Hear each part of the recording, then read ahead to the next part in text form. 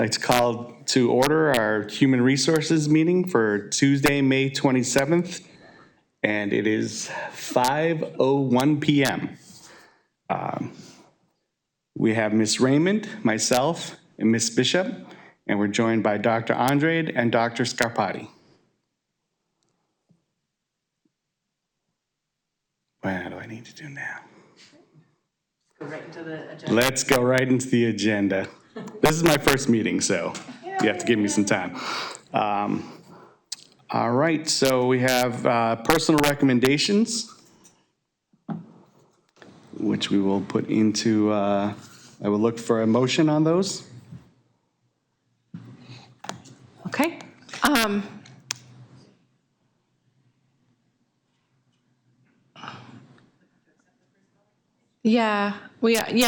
Yes, I will make the motion to accept the personnel recommendations. I'm trying to figure out which school BR is. Broad Street. Oh, it's Broad Street. Street. Okay. That's surprising. Great. All right, so we need a second. And I will second that. Okay. And any questions? Nope. All right, so that's taken care of. No, all in favor? All in favor say aye. Aye. Aye, the ayes have it. Yay, good job. Okay, so we'll move on to administrative recommendations for tonight. So we have, I have the book. See, it's hard without the book. Do you want the book? Because it lists everyone's names. I have the names though. All right, great. Oh, I don't have the names though. I have the names because you can, go ahead. No. I'll take the book.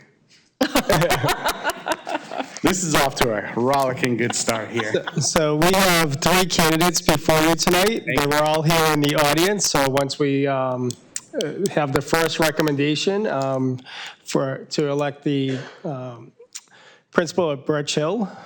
So if we can have Alicia come down, and I'm sure Ms. Raymond and yourself have a couple questions for her. Absolutely. Alicia, come and join us around the table. Yeah. Okay.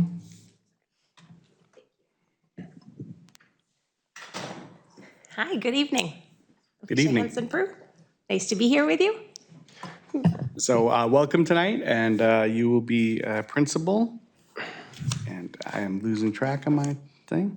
And I was part of your interview process, so it's very excited to see you here tonight. Can you tell us a little bit about yourself? Thank you.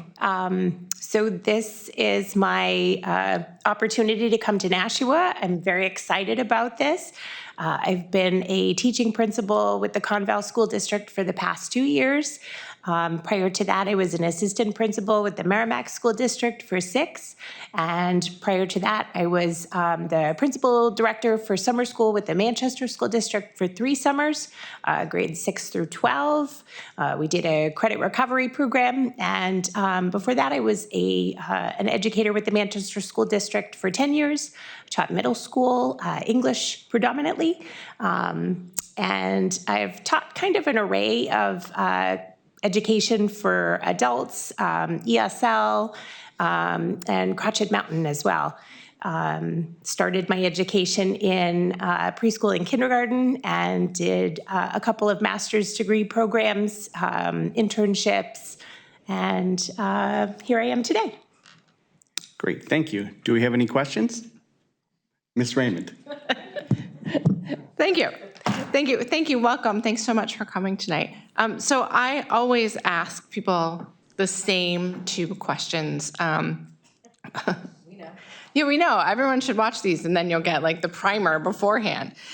So Birch Hill is my community school. It's where my kids went. It's at the end of the street where I live, so it's really, really special to me. And one of the things that I loved about Birch Hill when my kids were there was the diversity of students. We had, when my kids were little, we had one of the biggest ELL populations in the city. And there's also a special education program there, one of our intensive needs programs. So my question is, given the wide variety of both ages and developmental stages and unique needs of the students in that, particular school. What is your philosophy on discipline? So that's a great question. And I come to it with the philosophy that every student starts each new day with a new start, just like educators should as well. That we are there to help students be successful every day. That kids need choice and voice in things that they do. And really we're there to help guide them, keep them safe, and help them find joy in their day. And, just like kids need alternatives in education, they also need alternatives in the way that they are able to play, the way that they're able to articulate things with friends, make friendships, and access their education. So I've worked in a school in Merrimack where we had a behavior program for students. And so some students just needed breaks throughout their day and needed to go to a different room, a different program, and take frequent breaks. Some students really just got overstimulated, and other students really needed support in how they learn to build friendships. So that was a lot of our work, and I continue to build my skill set with students. And I think of Ross Green frequently. I just did a book study with with the school that I'm with right now, Lost at School. Kids do well if they can. And most kids really, they don't want to act out. They don't want to have hard days. It's really what they're carrying in with them that affects them.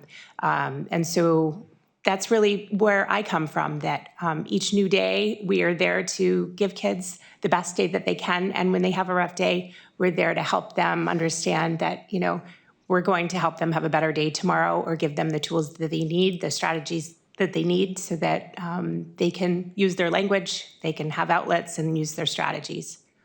Great, thank you so much. I'm so excited to hear you mention Dr. Green.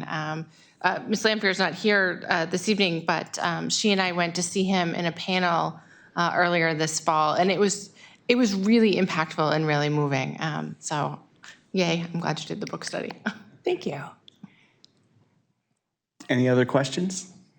No, I just want to add that I did have a conversation with the Conval superintendent, and she had nothing but glowing words. One of her comments was, I was expecting to get this call much sooner. Like, as soon as I hired her, I knew she wasn't going to be here for long. So she just had glowing words around the culture you created in that school for students and the adults alike. So we're really excited to have Alicia here. We know you're going to take Birch Hill from a solid foundation to new heights. So welcome aboard.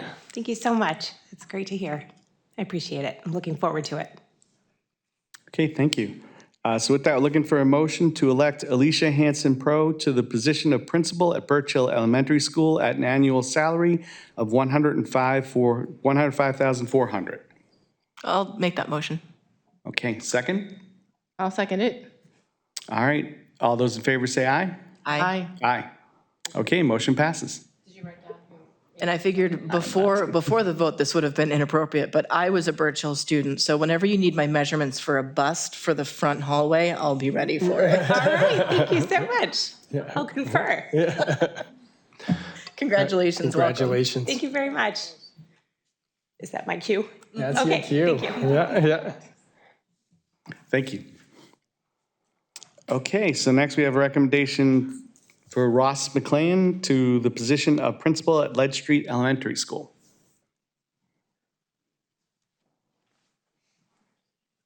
Good evening, everyone. Good evening. So Ross, can you tell us a little bit about yourself? Yes, like most of us, decided to get into education was early.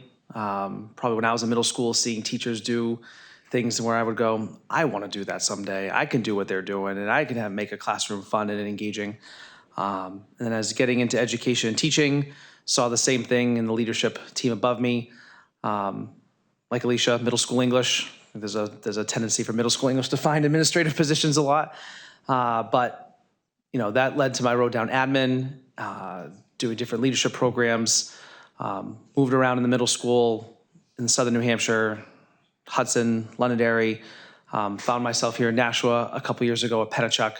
And through that, through Granite State Leadership Academy and the leadership program they have, working with a lot of people from around the state and collaborating and talking about the different challenges in education and learning who we are as leaders, as a group. And all in that time, I've always had my eye like on elementary school and seeing there and principals I'd worked with who had worked in like K-8 schools. And then really in the last couple of years, after listening to the Sold a Story podcast, took a dive into letters training. And, really where it's been now for me is looking to get into that real foundational piece for kids and their learning. At the middle school level, you see kids coming in 6th, 7th, 8th grade really struggling with reading. And then that's even bigger struggles to access the curriculum. It comes out in behaviors. And I really want to be a part of that early foundational learning, particularly when it comes to reading and getting these students to be, strong readers and then in turn, lifelong learners. Thank you. Do we have any questions? Ms. Raymond? Thank you. Thank you for coming out tonight. I'm interested and excited about this shift for you. And I'm really struck that you've spoken about reading and the importance of it. Back when I was a social worker, there was a stat that we used to kind of bandy about, and that was that in upper middle class families, the average kid had access to 30 books at home. And for kids living in poverty, it was an average of 1 book for every 30 students outside of the school. And Lead Street is a Title I school. We have a lot of kids who have families who are struggling to meet their basic needs. So my question is, how are you planning on inviting the families into the school environment and getting them excited about school, and then also managing some of that home community relationships so that we can continue some of that educational access outside of the school? Everything I've heard about Lead Street is how strong the community is, the staff and the families. That when there's an open house or there's parent conferences that, you can't get down Lead Street because the cars are parked all the way down. Tapping into that and really engaging, because those are the staples, those are the standards that we all know we do. But really taking that and leveraging it to getting families engaged in their kids' learning and really making sure that all of our teachers are keeping the families up to date on what's going on in the classroom and questions that they can ask their kids at home and what they're reading. And then partnerships with, the Nashua Public Library. There's no one doesn't want to get books in the hands of kids. And as much as those stats like how many books at home are important, we have the kids for those 6.5, 7 hours to build their learning. So it is a partnership, and as much as that's a hurdle with statistically less access, that'd be something to attack directly, but also know that it's our role to build the learning and build the reading skills at school. Do we have any other questions? You can't have that be the only question. Oh, I'll ask a question. What do you think will be the biggest challenge going from middle school to elementary? So I've enjoyed, my own children are 9 and 7, but that's 2 kids, not 450 kids. I've consistently been involved as they've been growing up, either coaching their teams or being the director of the town, different basketball divisions, baseball divisions, things like that. So I've been around kids. If I'm not in school with middle schoolers, I'm typically around more than just, my own kids at home. But I had an experience this weekend of a kid at the baseball field, not my kid, but climbing this fence to get up on top of a dugout. And I was standing there saying, "Don't climb the fence, don't climb the fence." If I said it 8 times, I was probably trying to get the attention of the parents more than actually this kid not listening to me. But, working with kids who are, they get that tunnel vision, they're in a space, and getting them, back to a regulated state to listen to an adult.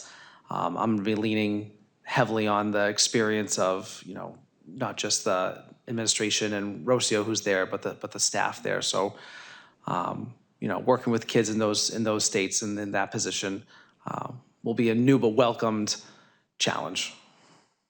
Thank you. Okay, any more questions? Seeing none, I look for a motion to elect Ross McLean to the position of principal at Ledge Street Elementary School at an annual salary of $106,900. I'll make the motion, and just, again, kudos for finding talent from within again. Yay. Yeah, absolutely. Okay, I will second that motion. All those in favor say aye. Aye. Aye. Okay, congratulations, Ross. Awesome. Thank you. Congratulations. Okay, and Tell Gabe that we'll see you on Ledge Street tomorrow. I believe that is all we have for our agenda tonight. One more. One more. Yeah. Oh, And we'll ask Mary and Mr. Gray if you want to come down as well.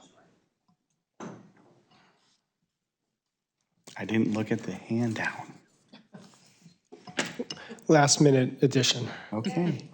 So we have here our recommendation to elect Mary Benoit to the position of Food Service Director. Thank you. Mary, can you tell us a little about yourself? Sure. I started my working career at Fidelity Investments, and I spent 10 years there.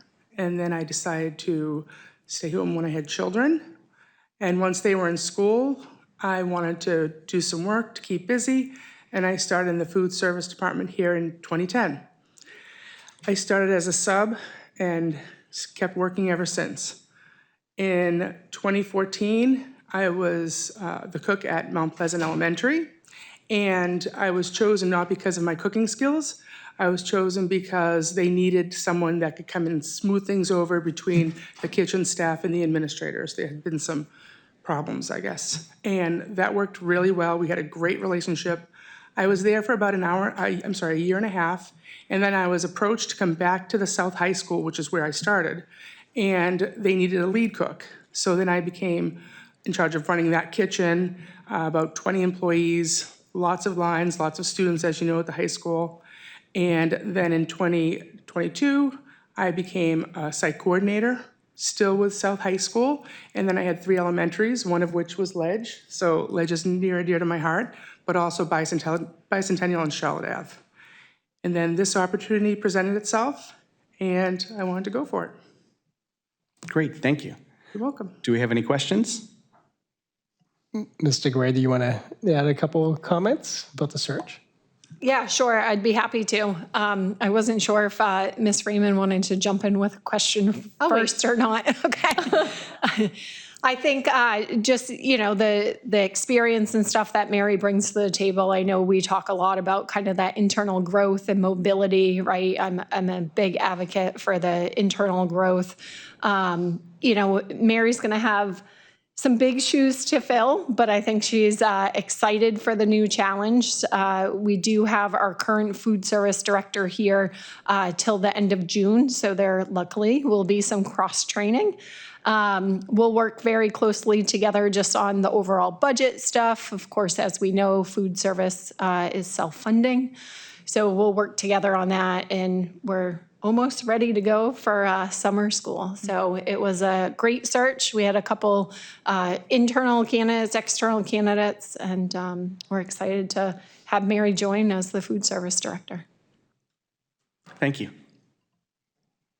Ms. Raymond, did you have a question? Yeah, I'll ask a question. Go ahead. I feel like people drive all the way out here on a weeknight, like we should ask a question or at least say something to give you a chance to, talk a little bit more. So I'm excited about this. I love the idea of someone coming up, and I love the fact that you have the financial background as well. And I love the fact that there's overlap with Ms. Daigle, who has been amazing. I'm going to put the bug in your ear, though. So Ms. Daigle has worked really well with our policy committee over the last several years to help us update things, to help us make sure that our policies regarding nutrition and food things are aligned with best practices for kids. But there's always movement in that, and every year the student senates have cool ideas about expanding or changing snack options. So I would love to hear your input on that when that undoubtedly comes up again next year. So So I guess it's not really a question.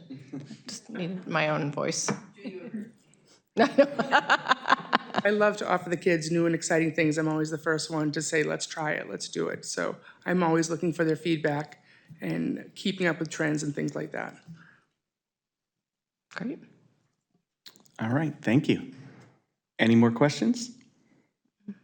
All right, seeing none, I will ask for a motion to elect Mary Benoit to the position of Food Service Director effective June 2nd, 2025, at an annual salary of $88,856. I'll make the motion. Okay, I will second that motion. Oh, I have a question, though. Oh, go ahead. Sorry, I have a real question. So what happens to the site director position for those last 2 weeks of school?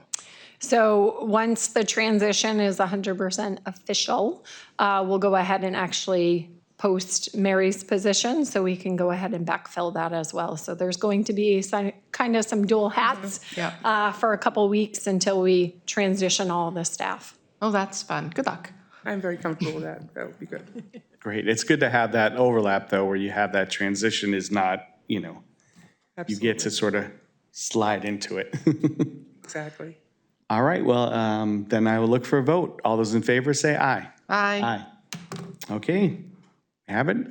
Welcome aboard. Thank you so welcome much. to your new position. Thank you. Thank you.